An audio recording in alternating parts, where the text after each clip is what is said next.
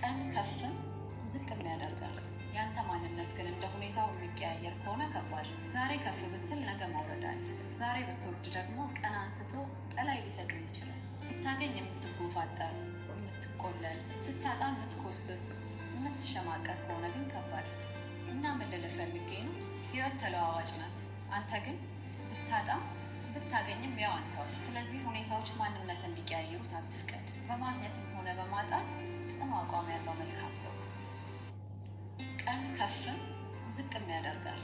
ያንተ ማንነት ግን እንደ ሁኔታው የሚቀያየር ከሆነ ከባድ ነው። ዛሬ ከፍ ብትል ነገ ማውረድ አለ። ዛሬ ብትወርድ ደግሞ ቀን አንስቶ ጠላይ ሊሰጥህ ይችላል። ስታገኝ የምትጎፋጠር፣ የምትቆለል፣ ስታጣ የምትኮስስ፣ የምትሸማቀቅ ከሆነ ግን ከባድ ነው። እና ምን ልልህ ፈልጌ ነው፣ ህይወት ተለዋዋጭ ናት።